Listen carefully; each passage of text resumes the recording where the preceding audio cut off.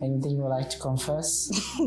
Not that I'm aware of. Not that you're aware of. No. For sure. Yes. It happened by circumstance, really, where I had this physics teacher, Mrs. Bakerman, and she was always like looking, like she used to show up to work, like she'd look nice, she smelled good. Not her office, how's this?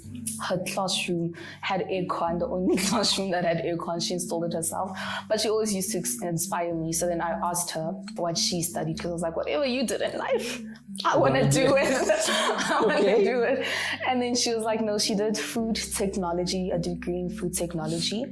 And then I started reading up on it. I'm like, actually, this makes so much sense. Because at the time, I was very interested in cooking and cooking healthy meals and whatnot. I wanted to become a chef. That was my initial career path.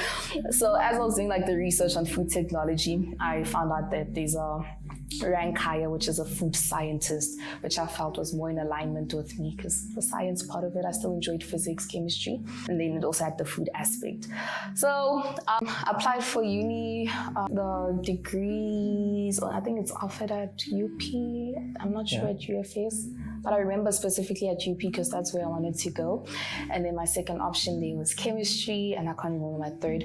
And then I also read that you can get into food science through a pure chemistry degree. So when I applied at WITS, I applied for chemistry super chem, and I can't remember my third option. So and then I went to go apply for funding, bursaries, SASL bursary, and then they're like, okay, you need to do a chemistry degree.